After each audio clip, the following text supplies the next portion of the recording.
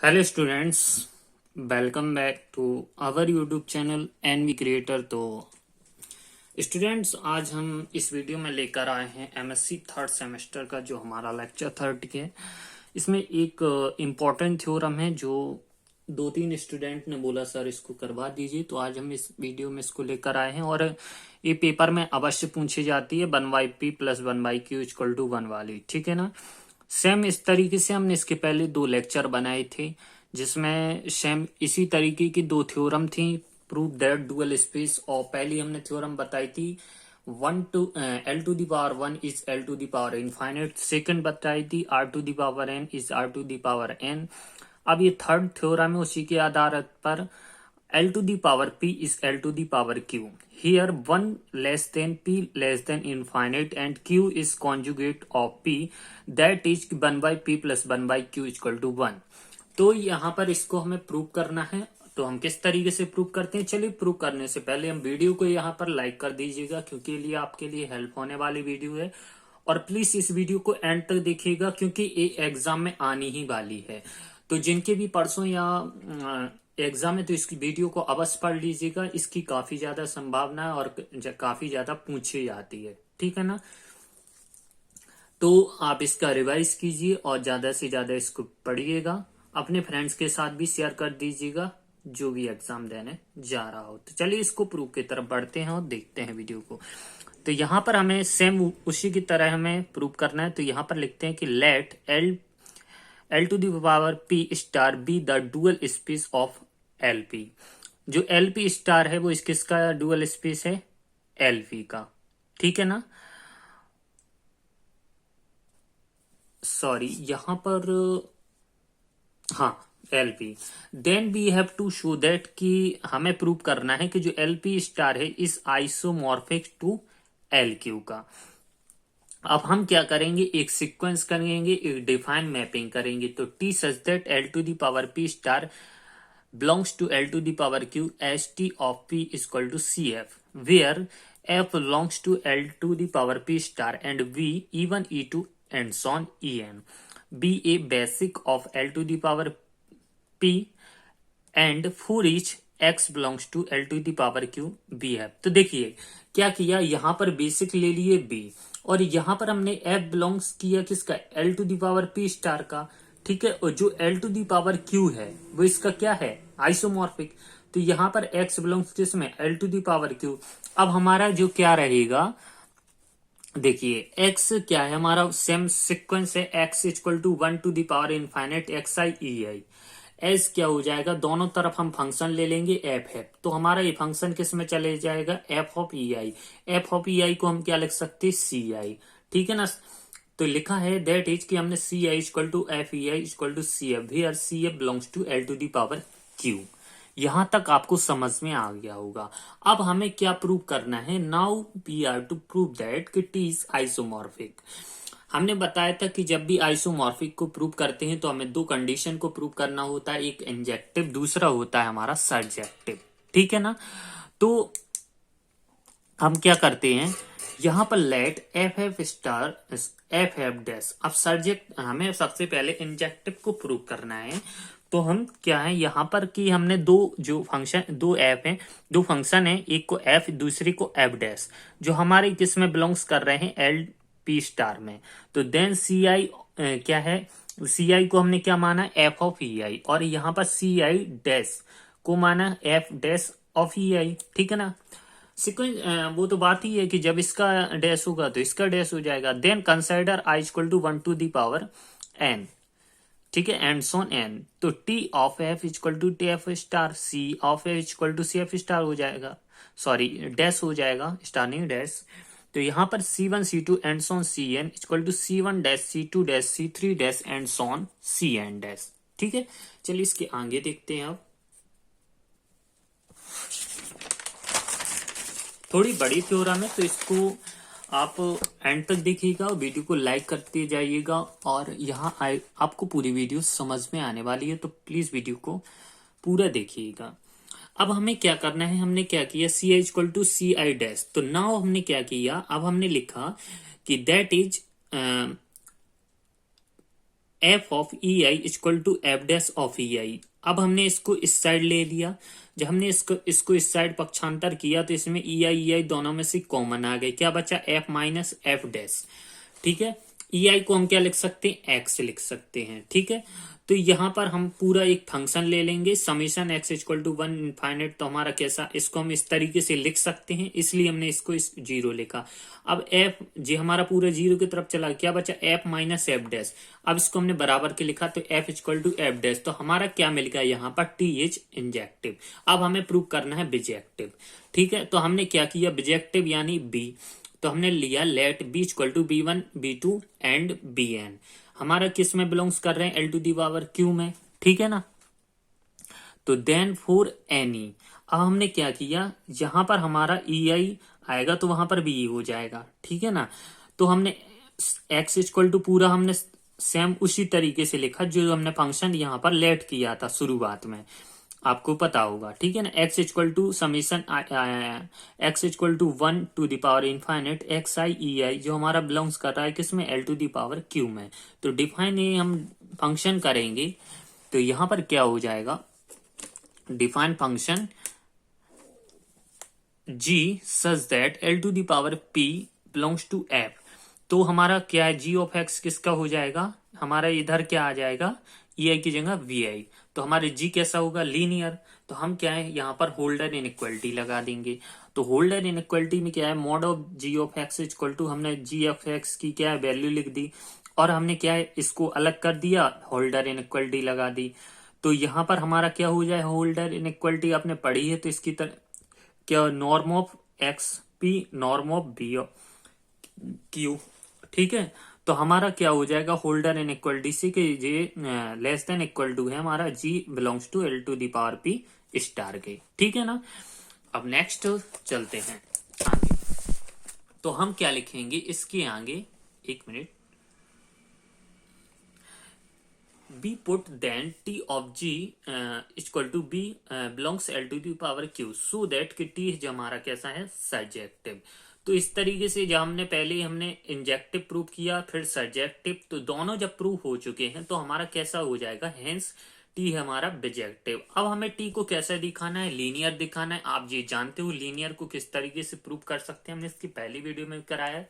दोनों फंक्शन को मानते हैं L to the power P के साथ कि ये हमारा बिलोंग्स है, तो हमारा एल्फा एल्फा डैश भी कैसा होगा, एफ के बराबर। ठीक है, तो T of L alpha F and alpha dash F dash, तो हमारा क्या हो जाएगा, C alpha F plus alpha dash F dash. तो हमारा इस तरीके से हम इसको लिख सकते हैं। अब हमने क्या किया, इनको अलग अलग कर दिया। जब हमने अलग अलग किया तो इनको हम एफ ऑफ ई आई को एफ डैश ऑफ ई आई को क्या लिख सकते हैं, सी आई और सी आई डैश। ठीक है, इनको हमने सी आई को क्या लिख दिया, सी ऑफ एफ, और इसको भी सी एफ डैश। ठीक है, तो इस तरीके से हमारा दोनों साइड हमने टी को कर दिया, तो हमने दोनों साइड ए आ गया। तो हमारा सी एफ को हमने क्या लिखा, जो हमने लेट किया था, alpha T of F alpha dash T of F dash. तो हमारा क्या हो गया यहाँ पर, टी इज लीनियर। अब हमें क्या है, नॉन प्रिसर्विंग दिखाना है। तो सेम उसी तरीके से हम करेंगे कि for all X belongs to L to the power 1 star we have to, यहाँ पर फिर से होल्डर इक्वलिटी लगेगी। इसको हम क्या कर देंगे, पक्षांतर कर देंगे, तो इसके नीचे आ जाएगा जो X to the norm of X P, इसके नीचे आया। इधर हमारा बचा norm of C F Q, इधर बचा mod of F of X. ठीक है ना, इसको हमने इक्वेशन नंबर फर्स्ट दे दिया। हमें दिखाना है कि जो हमारा क्या है, लेस देन हमारा जी हमारा ग्रेटर देन है, तो हम इसको क्या करें, लेस देन इक्वल टू लेके हमें प्रूव करना है। तो फोर एनी एल्फा बिलोंग्स कर रहा है कैपिटल एफ में, तो डिफाइन, अब हमें क्या है, सिग्नम फंक्शन लेना है। ठीक है ना, जो सिग्नम फंक्शन की डेफिनेशन होती है वो हमारा क्या होता है कि alpha signum alpha equal to mod of alpha upon alpha, जो हमारा alpha does not equal to zero, zero है तो alpha does equal to zero. ठीक है, थ्योरम काफी लेंदी है तो बस ऐसे आपको पूरा समझना है। अब आगे देखते हैं, एक मिनट, सिस्टमैटिक करना पड़ता है, बहुत मेहनत होती है। It is clear that signum mod of signum alpha equal to 1, ये हमारी डेफिनेशन होती है, और alpha signum alpha equal to mod alpha. तो हम जब भी मॉड ऑफ सिग्नम एल्फा की वैल्यू क्या है हमारे 1, तो टेक द सीक्वेंस लेंगे हम क्या, C K equal to C I of K, in case में है एलपी में, तो सच दैट हम इसी तरीके से हम क्या लिख सकते हैं, सी आई के जो mod of Q minus 1 signum C I, तो इसकी क्या है जी, हमारी क्या है डेफिनेशन है किसकी, सिग्नम फंक्शन की। ठीक है, यहाँ पर ये कि C I over Q over K mod में, तो हमारा क्या है mod of C I Q minus 1। अब हमने क्या किया, जो हमारा क्वेश्चन में दिया था आल्सो फ्रॉम, कि 1/p plus 1/q equal to 1, जब हम इसको सॉल्व करेंगे तो हमारा क्या आ जाएगा, q minus 1 of p equal to q। अब हमें इसको लेके चलना है, तो बी हैव, हमने क्या किया उसको यही लिखा यहाँ पर ओवर p, तो हमारा क्या है सिग्नम फंक्शन से, तो mod of C I Q minus 1p। ठीक है, हमने इसको q, यहाँ पर q की वैल्यू क्या रख दी, जो हमारा सी आई ऑफ क्यू है, तो हमारे यहाँ पर q की वैल्यू हमने क्या सब्स्टिट्यूट कर दी, q माइनस 1 ऑफ p। तो यहाँ पर c minus Q minus 1 of p equal to क्या है हमारा, q मिल गया। ठीक है ना, जैसे ही हमने इसकी इधर समझ में आ गया, सिग्नम हमने पूरा इसकी तरफ लिखा, दोनों साइड हमने क्या की, ये p का मल्टीप्लिकेशन कर दिया, तो मल्टीप्लिकेशन करने पर ये मिल गया, तो इसको हम क्या लिख सकते हैं, इसको लिख सकते हैं q। अब हमारा क्या होगा, इधर हमने क्या किया, इसको अलग अलग कर दिया, जैसे इसके होल्डर इनइक्वालिटी की साइड, तो ये तो p 1/p हो गया, q 1/p हो गया इसका। ठीक है ना, सी आई का, तो इसको हमने इक्वेशन ए मान लिया। अब हमने क्या किया, जो फंक्शन सी ऑफ के है, तो जो समीशन 1, जो 1 ऑफ के 1 ओवर के सी आई और सी आई ओवर के एफ ऑफ ई आई, तो एफ ऑफ ई आई को हम क्या लिख सकते हैं, सी आई। अब हमने क्या किया, इनको हमने मोड में लिख दिया, और क्यू माइनस 1 सी आई।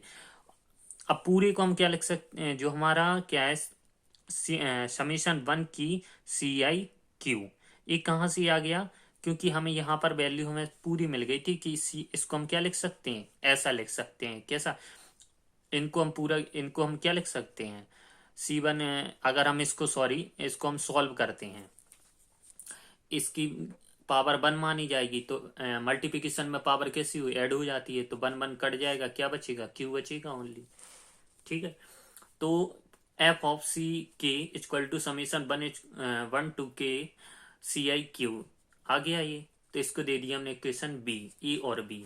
फिर से अगेन लेते हैं सेम, और सेम उसी तरीके से लिख देते हैं। ठीक है, फिर आगे देखते हैं,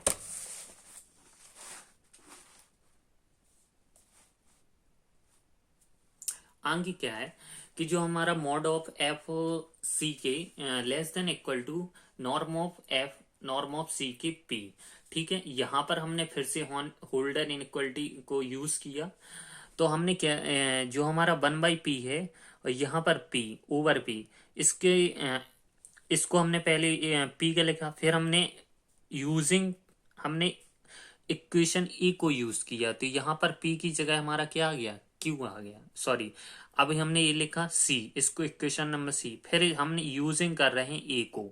ठीक है ना, तो हम ई करने पर हमने इसकी नॉर्म ऑफ एफ की वैल्यू यहाँ पर रख दी, फिर less than equal to norm, तो हमारे पास क्या है नॉर्म ऑफ एफ, इसकी हमें क्या है क्यू 1/p। अब हम बी एंड सी से इसको लेंगे, जो तुलना करेंगे, तो इस जे हमारी वैल्यू नीचे आ जाएगी, यहाँ पर क्या बचेगा, ई वाला बचेगा, और फंक्शन यहाँ पर ए बचेगा, इसको हमने इसके नीचे कर दिया है। ठीक है ना, अब हम बराबर लेके चलेंगे।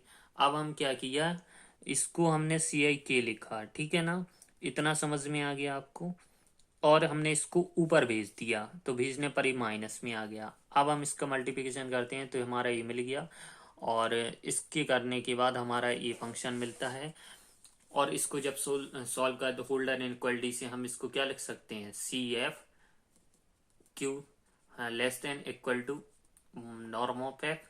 इसको इक्वेशन सेकंड देंगे, फर्स्ट जो हमारा इक्वेशन था और सेकंड इक्वेशन दोनों को कॉम्बाइन करके हम ये लिख सकते हैं। तो इसी तरीके से हमारी थ्योरम यहाँ पर प्रूव हो जाती है। तो आई होप कि आपको समझ में आ गया होगा, थोड़ा मैं जल्दी में था तो इतना विस्तार से नहीं बता पाया क्योंकि नाइट के 2 या 3 बज चुके हैं और शायद कुछ लोगों को पेपर भी है कल या परसों में।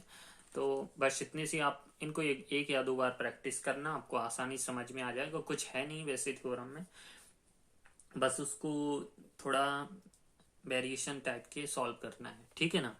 तो अगर आपको ये थ्योरम आती है, आपको कुछ नहीं करना है। 2 फंक्शन, सबसे पहले 3 चीजें आपको कंडीशन को सीख लेना है। उसको हम बिजेक्टिव कैसे करते हैं, सर्जेक्टिव। जब दोनों बिजेक्टिव सर्जेक्टिव हो जाता है तो हमारा फंक्शन कैसा हो जाता है, आइसोमॉर्फिक लेके चलना पड़ता है। तो हमारा जैसे हम सर्जेक्टिव बिजेक्टिव हो जाता है तो हमारा क्या हो जाता है, इंजेक्टिव बिजेक्टिव होता है तो हमारा बिजेक्टिव हो जाता है सर्जेक्टिव। फिर इसको लीनियर, फिर इसको नॉन प्रिसेंडिंग करना पड़ता है और इसको करने के बाद हमारी थ्योरम यहाँ पर प्रूफ हो जाती है। तो आई होप कि आपको थ्योरम पसंद आई होगी। वीडियो कैसी लगी तो आप हमें कमेंट बॉक्स में बताइएगा, और आपको वीडियो पसंद आई तो लाइक कर दीजिएगा पहले से ही, और फ्रेंड के साथ शेयर कीजिएगा। वेरी इंपॉर्टेंट थ्योरम है, पेपर में आती है लॉन्ग आंसर के रूप में, तो इसको तैयार करके पेपर में अवश्य जाइएगा। फिर मिलते हैं किसी नए वीडियो में नए लेक्चर के साथ। तब तक के लिए अपना ध्यान रखें, ख्याल रखें। धन्यवाद।